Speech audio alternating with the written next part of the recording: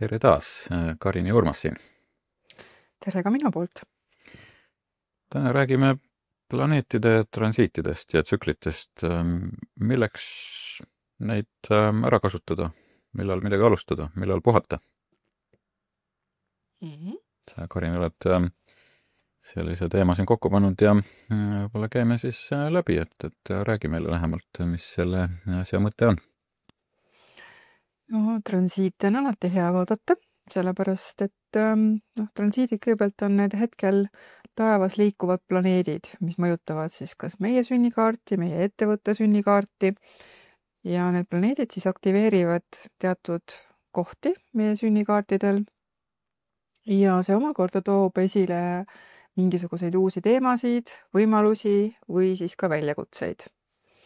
Et need transiidid toimivad nagu selline, need on nagu ilmaprognoos. Et me hakkame sealt nägema, mis on tulemas. Kas hakkab vihma sadama või tuleb päike välja. Ja, aga need on parem ennustada kui ilma, ma arvan. Seda me teame täpselt, kus ja millal üks või teine planeet liigub. Ja, et planeedid on alati oma kindla rütmiga. Ja need transiidid võivad siis, kui me räägime näiteks tervise seisukohalt, siis ka ajutiselt aktiveerida meie nõrgad kohad sünnikaardis ja sellega siis käivitada näiteks ka mingisuguseid haiguseid või hoopiski siis soodustada hoopis taastumist. Vaatame siin meie päikesesüsteemis on, nagu me enamasti ju teame, planeete üksjagu, et kõige lähemad siis, loomulikult päike on siis meie täht siin nii-öelda, siis Merkuur, Veenus, siis tuleb Maa, siis tuleb Marss, siis on meil asteroidid siin vahepeal ja siis juba välised planeedid, mis on Jupiter, Saturn, Uraan, Neptuun ja ka Pluto. Ja astroloogias on Pluto ikka planeet. Ja siis on meil siin see väline nii-öelda asteroidide nii-öelda vöö. Et me teame väga täpselt, jah, kus üks või teine planeet ja millal liigub. Nüüd, kuidas nad ümber päikese liiguvad, et seal on ka omad tsüklid, et sedagi on võib-olla hea vaadata. Olgugi, et me tihti vaatame maa peal olles siis nii-öelda geodeetilisi tsükleid, et meid huvitab rohkem see, mis maa pealt vaadatuna taevas toimub. Aga kui me ümber päikese liikumist vaatame, siis seal on jah omad kiirused ja kõige kiirem neist on ju Merkuur. Ja siis on Veenus ja nii edasi. Marss pea 2 aastat, siis Jupiter 12 aastat, Saturn on siin 29,5, peaaegu 30 aastat. Ja lihtne meelde jätta, Uraan 84 aastat, sealt tulevad juba need suuremad tsüklid, mida me siis ka nii-öelda mondaanastroloogias vaatame, ja Neptuun, mis just märgi ära vahetas, et selle tsükkel on lausa 165 aastat. Ja Pluto kõige pikem, 250 aastat. Ja, et planeedid siis liiguvad alati kindlas rütmis ja kui nad jõuavad meie sünnikaardil samasse kohta tagasi, kus nad olid meie sünnihetkel, et siis meil ongi selline tsükli lõpp ja sealt ka jälle uus algus. Et kui me mõtleme Saturni peale, et kui Saturn jõuab Saturni peale, mis oli siis 29,5 aastat umbes, et see siis viitabki vastutusele, küpsusele ja sellisele struktuuri muudatusele. Ja kui Jupiter jõuab Jupiteri peale tagasi, mis on siis umbes 12 aastat, siis on jällegi tegu laienemisega või uute võimalustega. Ja kui Marss jõuab Marsi peale tagasi, mis oli siis umbes 2 aastat, siis tekivad ka võib-olla uus motivatsioon või uus mingisugune tegevus. Et kõige olulisem võib-olla siin on või sellise elulise pöörde toob tihtilugu see Saturni tagasitulek, et ka äriastroloogias, et selline tõsine uus algus. See on nagu revisjoni hetk ka iseenesest, et siis on aeg üle vaadata, kuhu jõudnud oleme. Ja, just, et mis me siis selle tsükli jooksul oleme teinud. Et eriti, kui me räägime siin lühematest, ehk siis näiteks Jupiteri tsükkel, et mis me viimased 12 aastat oleme teinud, kuidas meil läinud on ja siis teeme kokkuvõtte. Ja teeme siis uuel ringil natuke jälle paremini, et või siis Marsi puhul samamoodi. Iga 2 aasta tagant tihtilugu me vaatame oma tööasjad üle, oma ettevõtte, asjad üle, et kuidas meil siis viimane 2 aastat on läinud, mida me tegime hästi ja mida me saaksime parandada. No minul töötab see nagu kellavärk, et mul on marss üsna prominentne kaardis ja iga 2 aasta tagant tööasjad tuleb üle vaadata. Või on siis muutuseid. Nii et töötab küll. Aga jah, siin näiteks näitena siis on meil välja toodud, kus just Jupiter on olnud siin päikse peal. Et siis seegi oluline, et siin on päikse tagasitulek ka, et see on siis uue aasta nii-öelda kaart, ehk siis solaarkaart ja kui Jupiter tuleb selles kaardis ka siia päikse peale, siis on väga oluline aasta. Just.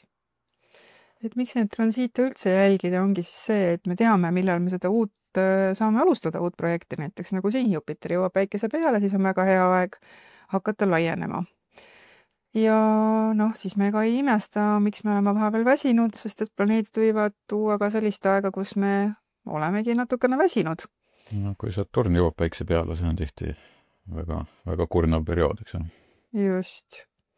Et siis me oskamegi olla paindlikumad, mitte ei tööta vastuvoolu. Ja sealt me näeme ka ära selle, kuidas meie äri näiteks liigub tsükliliselt.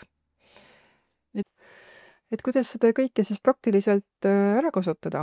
Et kui me vaatame ka päikest, siis kui päike näiteks liigub läbi mingisuguse meie sünnikaardi maja.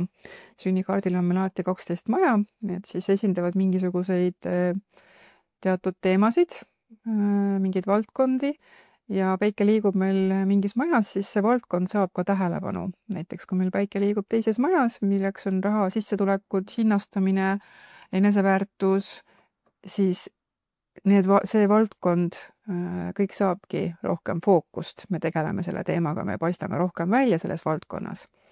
Või näiteks Saturn, mis on selline hästi aeglane muutja. Et tema toob välja selliseid võib-olla piiranguid või ka vastutuse kohti, et kui meil Saturn näiteks liigub 6. majas meie sünnikaardil, siis meil on vaja korrastada seda töökorraldust, mis on 6. maja, või tegeleda enesedistsipliiniga. Ja Jupiter jällegi, nagu öeldud, soosib sellist laienemist ja annab optimistliku energia. Ja kui meie Jupiter näiteks liigub meie 10. majas, milleks on karjääri maja, siis meil ongi rohkem karjäärivõimalusi, saame võib-olla rohkem ka avalikku tähelepanu. Et kuidas seda kõike võib-olla ära kasutada, me saame jälgida ka seda Merkuuri retro liikumist, mis on meil 3 korda aastas. Et siis ei ole kõige parem aeg alustada näiteks uute teemadega, uusi lepinguid allkirjastada, teha mingisuguseid suuremaid kampaaniaid, aga sobib väga hästi näiteks ümbermõtlemiseks, planeerimiseks, ülevaatamiseks, kontrollimiseks. Et kui me seda teame, siis tihtilugu me näeme retro Merkuuri ajal, et tehnika veab meid alt, midagi läheb viltu.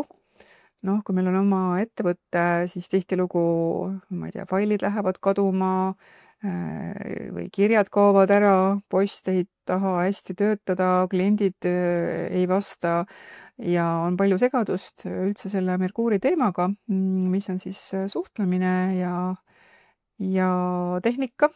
Et kui me seda teame, siis meil on hea planeerida nendeks aegadeks pigem sellist korrigeerimist ja võib-olla süsteemide parandamist. Ehk siis tulemuseks ongi see, et meil on vähem stressi ja hiljem on meie tegevused palju paremad ja palju efektiivsemad. See retrokraad ehk siis revideerimise selline aeg, ütleme, et tuleb asjad üle vaadata ja teha ümber, aga tihti ka küsitakse, et kui mul retro Merkuuriga läheb näiteks arvuti katki, et siis ei ole ju hea aeg uut osta, et kuidas ma siis käituma pean, et mul on vaja seda. No retro tähendabki seda, et me läheme vana juurde tagasi. Ehk siis, kui on hädasti vaja uut asja osta, siis oska samasugune. Et see lahendab ära, et ei hakka päris uut süsteemi looma, sellepärast, et see retroga uue juurutamine ei ole tihtipeale väga produktiivne, et seal on palju takistusi ilmselt, jah. Ja, et see kasutuselevõtt saab olema palju vaevarikkam kui see, et meil on juba teada ja tuttav süsteem. Just, et sama vana juurde tagasi, et siis lahendab ära. Jaa, hästi, aga kuidas me neid asju siin võib-olla vaadata saame, me kasutame näiteks siin näidistena siis kaartidena Luna Astrology kaarte, mis on veebipõhine rakendus, korra kiikame sinna peale ka, mismoodi ta välja näeb, aga see on siis lunaastrology.com ja meie sooduskoodiga astroloogia abi saab siis selle teenuse endale 10% soodsamalt aastaks ajaks, et täitsa selline mõistlik lahendus võib-olla, mida käepäraselt kasutada, aga liigume siit edasi võib-olla nende planeetidega, et ega me peame ikkagi leidma sellise mõistliku aja ja tegema asju mõistlikul ajal, kui selleks on võib-olla soodsam periood ja kus on vähekene ebastabiilsem periood, siis võib-olla võtab ikka jõuda hetk, et me ei saa minna sinna taevasse ja planeete ümber tõsta oma suva järgi, mida tihtipeale elektiivse astroloogia kliendid meilt küsivad, et kas paremat aega ei saaks? No, me saame valida ainult nendest aegadest, mis meil saada on. Et tõepoolest midagi ümber ei saa teha, aga me saame planeerida paremini. Et kui me seal näeme, et võib-olla nädala pärast on need seisud pisut soosivamad, siis on mõistlik alati ka oodata see nädal aega, mitte tormata. Tihtilugu ma näen, et seal nii-öelda keerulisematel aegadel meil need asjad lihtsalt ei sujugi. Me võime küll üritada midagi ära teha, näiteks meil on hädasti vaja autot minna remontima kiire.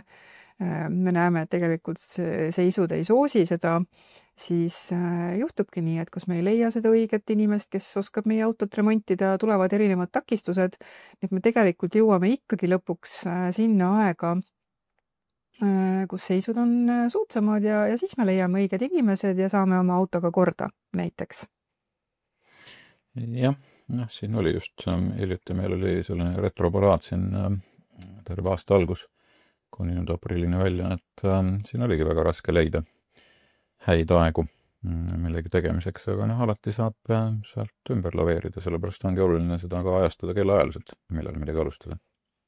Jaa, et see on juba selline keerulisem protsess, kuidas leida neid kõige paremaid aegu, aga kui me näiteks vaatame siis kas või selle Luna Astrology äpi kaudu oma sünnikaarti ja vaatame sealt oma hetke olulisi punkte ja vaatame, mis planeedid on parasjagu siis aspektis meie sünnikaardi oluliste punktidega, nagu näiteks ascendent või ehk siis esimese maja tipp või siis 10. maja tipp, mis on siis MC, või kuuga, päikesega, Saturniga, Jupiteriga, et need on sellised olulised punktid meie sünnikaardil, et kui seal päikene liigubki meie teises majas, nii nagu eelnevalt siin ka, me juba rääkisime oma teisest majast, siis ettevõtte puhul näiteks päike teises majas liikumas, siis tulekski keskenduda võib-olla rahavoogudele, hinnastamisele ja kui päikene liigub meil 10. majas, siis on väga hea aeg näiteks teha kampaaniaid, esitleda oma uusi tooteid ja üldse hea aeg nähtavuse suurendamiseks ja võib-olla saada ka isiklikult siis sellist ametialast tunnustust. Kui me vaatame Merkuuri, mis on siis kommunikatsioon, müük, informatsioon ja teeb meil hetkel siis meie sünnikaardi planeetidega siis aspekte,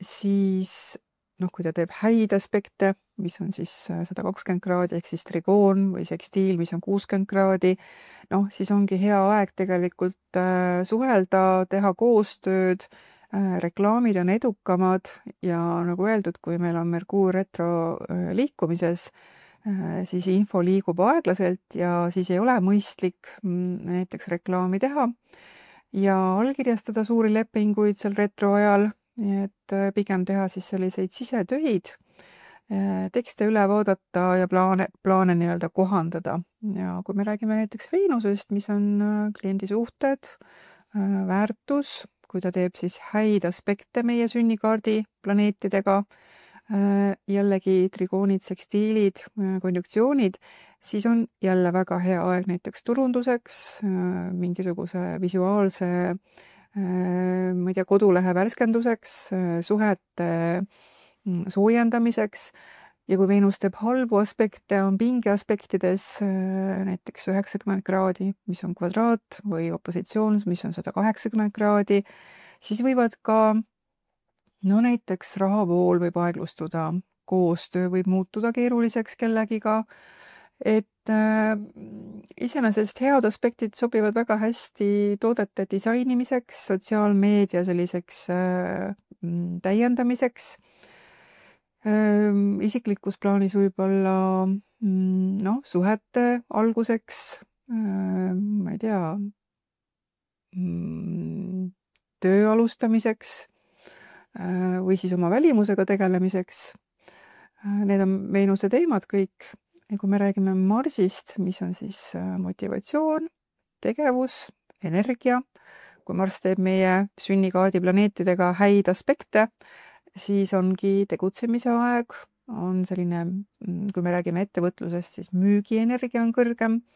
Ja kui Marss teeb meil pingeaspekte meie sünnikaardi planeetidega, siis me oleme võib-olla liiga kannatamatud, satume rohkem konfliktidesse, põletame ennast rohkem läbi.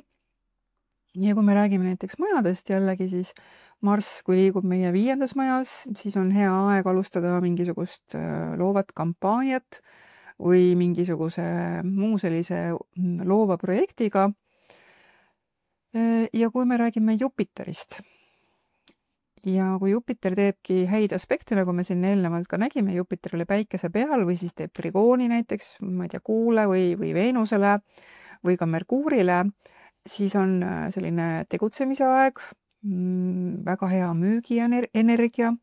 Ja kui Jupiter teeb pingeaspekte, siis me võime olla jällegi kannatamatud, võime jällegi läbi põleda rohkem, võtame endale liiga palju kohustusi, paisutame üle, lubame liiga palju ja nii edasi. Et seda saab siis kõike jälgida ja et me üle siis ei pingutaks, ei teeks liigseid ka kulutusi, näiteks Jupiteri pingeaspektidega kipume liiga palju kulutama. Aga nagu öeldud, kui Jupiter liigub meie ettevõtte 10. majas, siis väga hea aeg kasvada, võib-olla palgata uusi inimesi, turundada laiemalt. Saturn, mis on siis vastutus, struktuurid, piirid. Kui Saturn teeb väga häid aspekte meie sünnikaardi planeetidele, siis on hea aeg struktuure luua, süsteeme tugevdada, võib-olla selliseid pikaajalisi plaane paika panna ja kui on pingeaspektis Saturn, siis see kipub tooma rohkem takistusi, raskuseid, kohustused kasvavad suuremaks või me ise võtame siis kohustusi.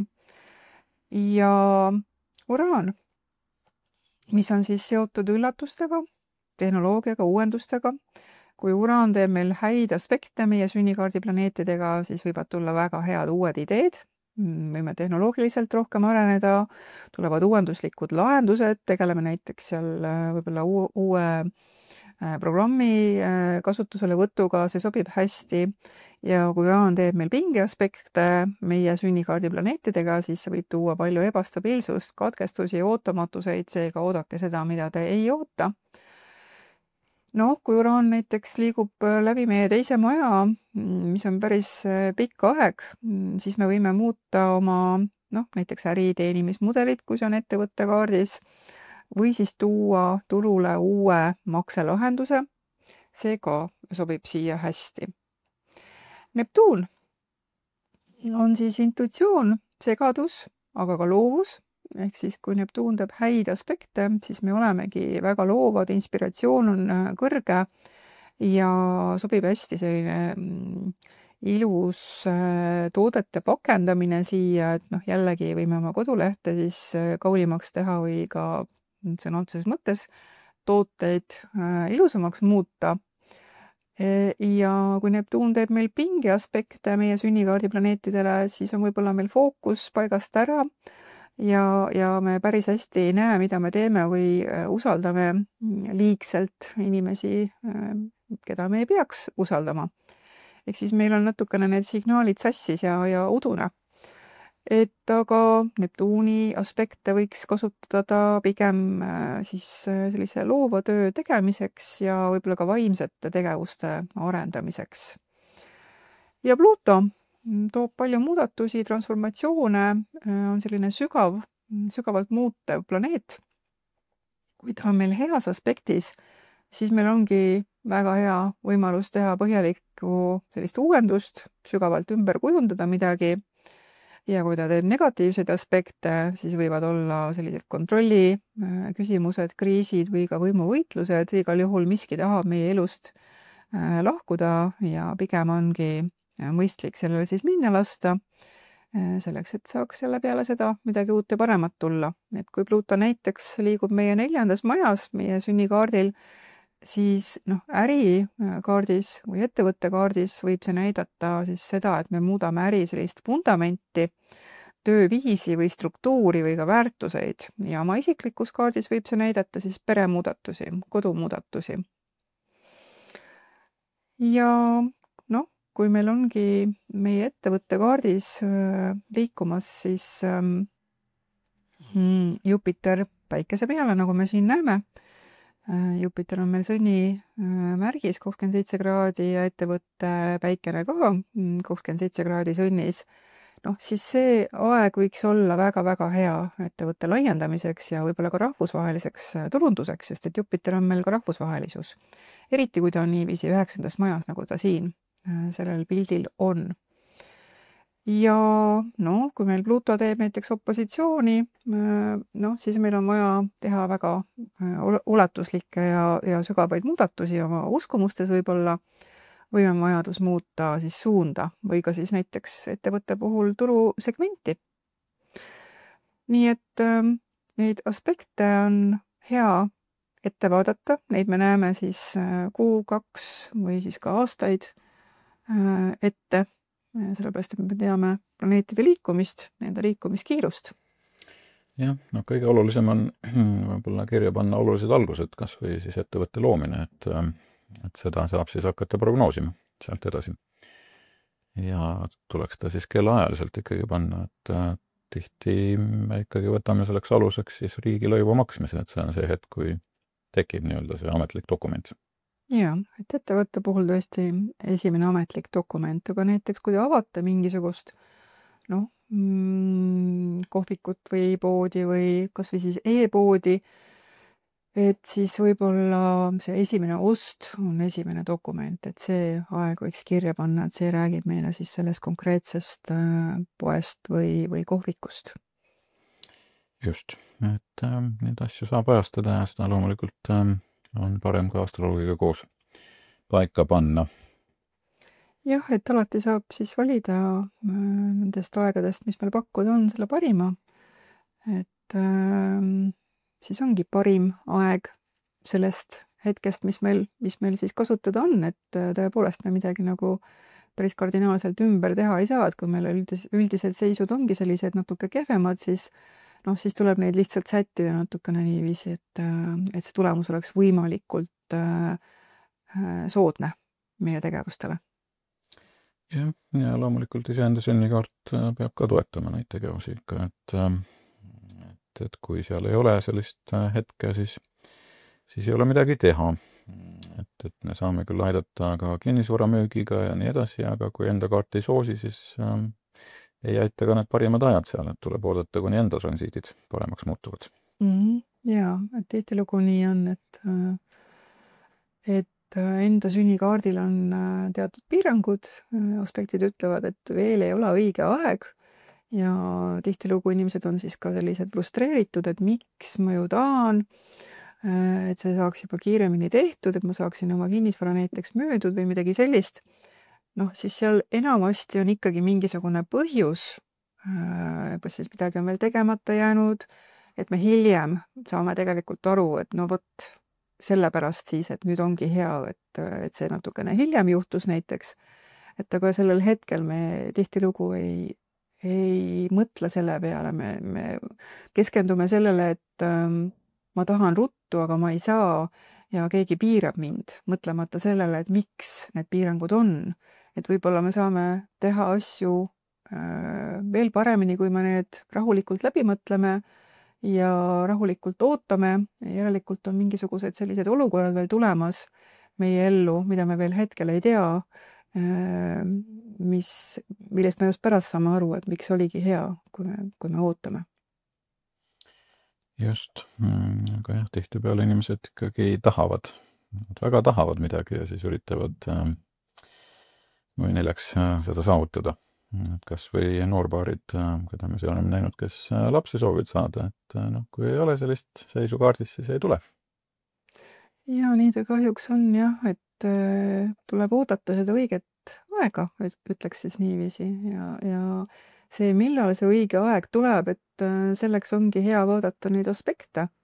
Ja tegelikult ka progressiivseid aspekte võiks vaadata, et need näitavad sellist ütleme siis nii sügavamaid muudatusi, on sellised pikemaajalise mõjuga need progressiivsed aspektid, aga täna me sellel võib-olla ei hakka siin peatuma, et see on natukene juba keerulisem teema. Ja ma arvan, et sellest praeguseks täitsa piisab, et loodetavasti oli jälle natukene hariv ja silmi avardav, et võimalusi on muidugi palju, kuidas me astroloogiat enda kasuks ära saame kasutada ja eks ta ikkagi on meil selline eluabiõpe, et meil on ajastamiseks väga hea seda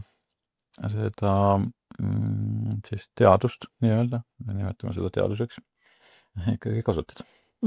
Just, et astroloogia on puhas matemaatika tegelikult, et mingisugune planeet on siis teatud nurk kaugusel teie sünnikaardi planeetidest, et seal ei ole mingisugust sellist selgeltnägemise efekti, et puhas matemaatika.